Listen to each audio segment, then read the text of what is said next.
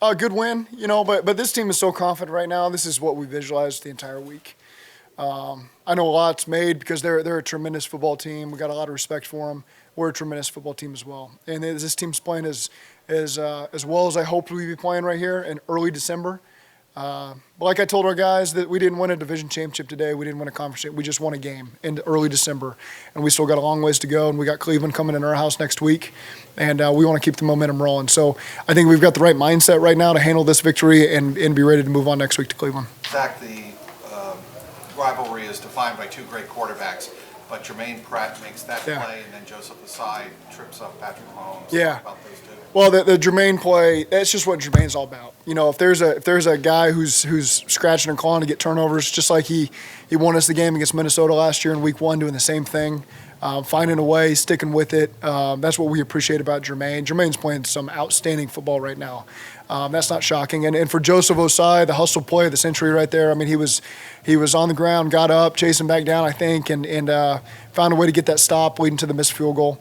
And so that was two great plays by those two guys. What do you make of Joe Burrow's performance today? Awesome, but you got to start with the offensive line first. They gave him a lot of time to be able to get a chance to find those guys open and make the plays with his feet, with his arm. But I thought our offensive line played their tails off, man. That's a really good front. They did a good job holding them at bay. They did a great job getting us started in the run game. And Joe does what Joe does. He had about 25 or 31 or 32, whatever it was. And just when we need somebody to step up, Joe's the guy that does it. You feel like he's playing at like an MVP caliber level?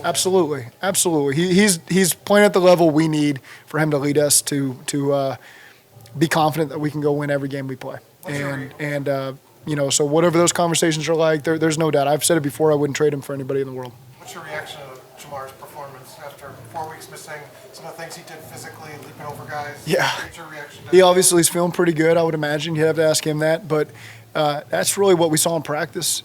Since he's gotten back, I've kind of been surprised at how he looks the same as when he left. I even felt that at some reps last week, just watching him do routes on air before the Tennessee game. I knew the wise thing to do was communicate with him and keep him out. But watching him move, I'm like, oh, man, if he comes to me and says, I'm definitely playing this game, I might have a couple plays ready for him. But he's just a freak. When this offensive line was put together in March, Yeah. these the type of performances you envision Joe being clean, being able to Sure. Yep. Giving him time to do what he does and get us going in the run game as well. They're just so smart. It's the group they're tough, they're smart, and they love football. And those are the three things I think you want to describe your offensive lineman as: is smart, tough, and eat, sleep, and breathe football. And that's what we got. How perfect did you think that play Joseph Osai sack there on 3rd down was for the whole outcome of the game? And then It was big. From your vantage point, what do you feel like this game came down to for you guys? Well, it's a 3-point game, and if Patrick scrambles for that first down, just never know, because they're always one play away. I got a ton of confidence in our defense, but let's be real. The Chiefs he's a great player. They're one play away, and you don't know how much time's going to left on the clock. Maybe when they do kick a field goal, if that were to happen after that.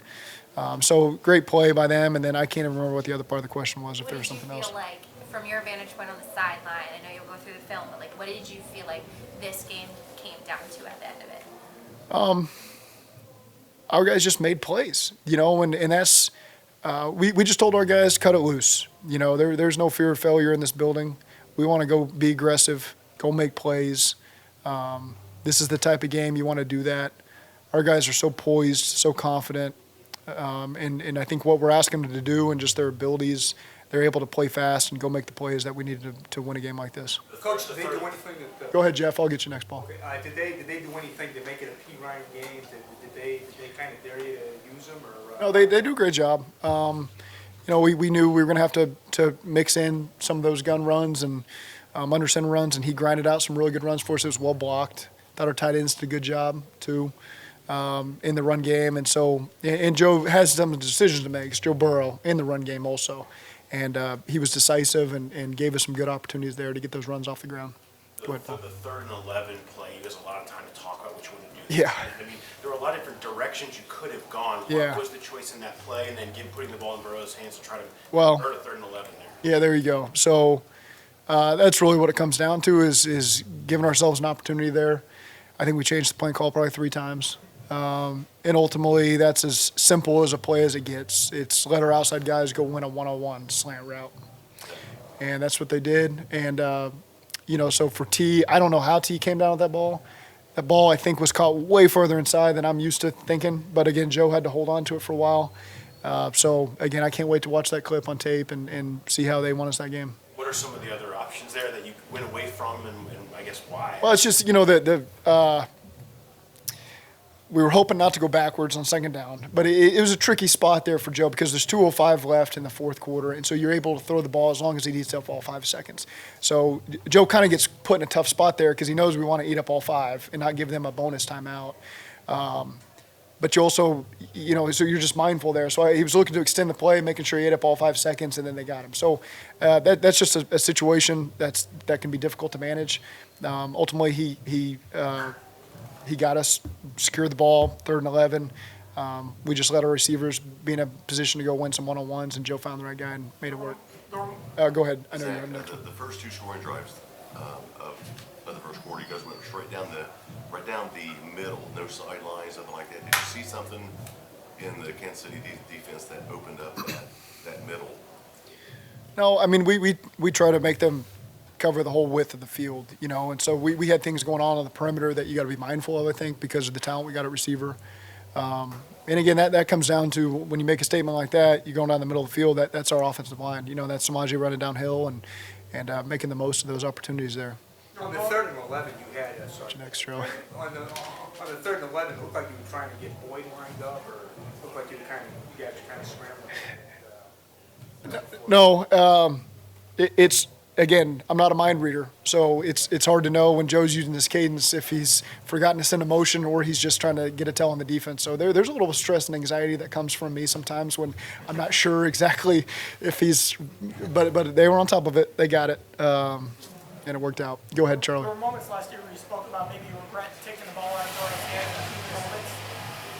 How much has, not the math changed, Can you start over? I'm sorry. there were moments last year where you spoke about regret about taking the ball out of Burrow's hands in the big moments. Yeah.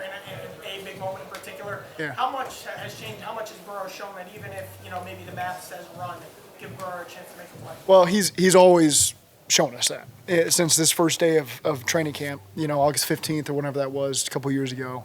I felt that for him forever. And as the coach, you got to be smart. It's not just because you got this great quarterback. It means you always throw the ball in some situations. You want to let the clock run sometimes and put them in a tough spot. So I thought we found some really good balance there, and I always trust Joe to make the right decision. Everybody saw what Jamar did with the ball in his hands, but just his return, his presence, what did that open up for you guys? Everything, just because now you got, and no disrespect to anybody else, but you got, 2 of the premier receivers in all football outside with TB in the middle. And so that can stress the defense. They got to pay attention to that.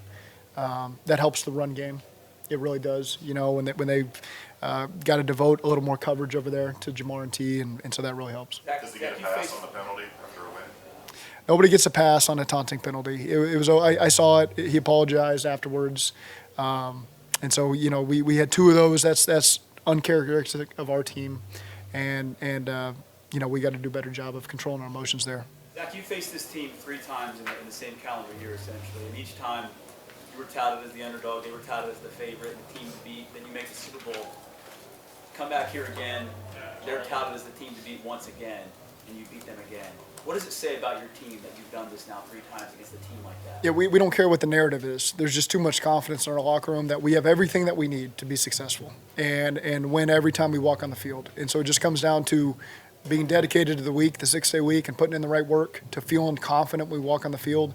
I felt very confident when we walked on the field today. Our guys were ready for this opportunity. I felt like our fans were ready for this opportunity. I think I went to lunch yesterday and I filled up my gas tank today, and I've heard more beat the Chiefs, Who Dey. I don't know. These people are coming out of windows and stuff, So you could just feel the excitement in the city.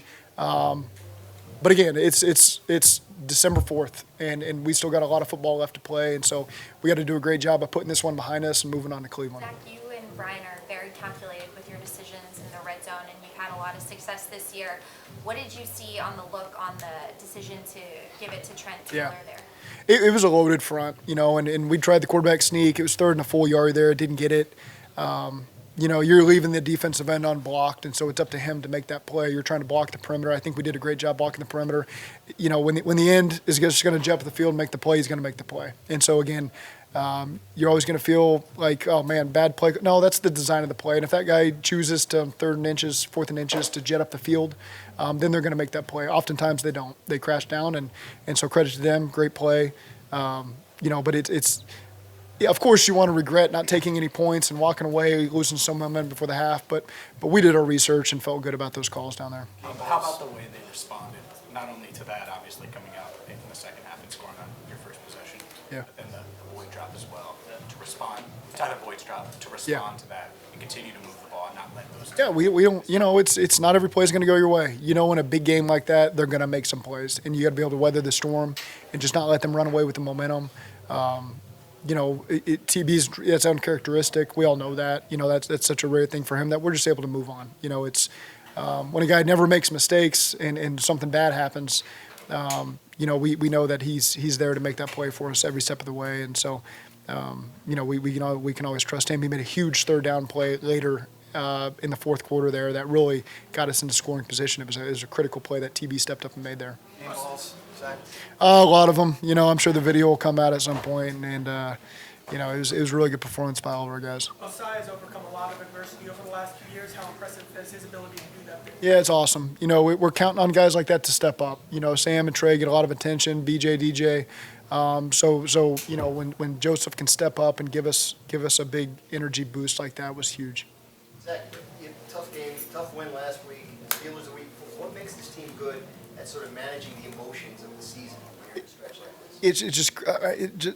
They just understand what it's going to take to be successful over the course of this season, and not to live in the past with a victory or defeat from the week before. We just have such great veteran leadership that's really teaching these young guys how to be a pro so quickly that I've got confidence that we're always going to manage the weeks the right way and know that we just got to put our eyes on Sunday, put our best foot forward, quickly put it behind us and move on. I can't tell you how special that locker room is in that regard of just being able to move on so quickly and focus on the next game and not riding the highs and not riding the low. Everyone that's in here when we were 0-2, what's wrong? What's wrong? Nothing's wrong. It's the same team we expected to have, and these guys are just finding out a way to win in any way that the game plays out. We know that our team can play that style. Any update on Hayden Hurst and how did you adjust without such a Yeah, I think it was a calf, and he was out for the game. I don't know what the long-term prognosis is, but I'll find out more tomorrow. So.